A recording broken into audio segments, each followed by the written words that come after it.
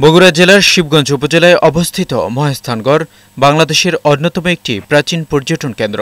যীশুখ্রিস্টের জন্মের আগে প্রায় ২৫০০ বছর পূর্বে এখানে সভ্য জনপদ গড়ে উঠেছিল। প্রত্নতাত্ত্বিকভাবেই তার প্রমাণ মিলেছে। ২০১৬ সালে মহাস্থানগড়কে সার্কের সাংস্কৃতিক রাজধানী হিসেবে ঘোষণা করা হয়।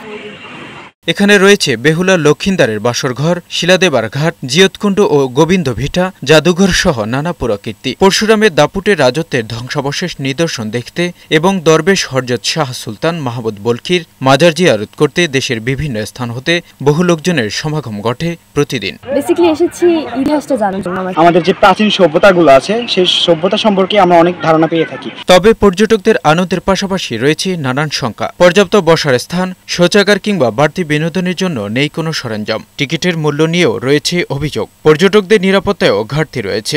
কিছু বাজে ছেলেপেলে আসে ব্যাক সাউন্ড দেয়, এটা একটু দেখা উচিত আমার মতে।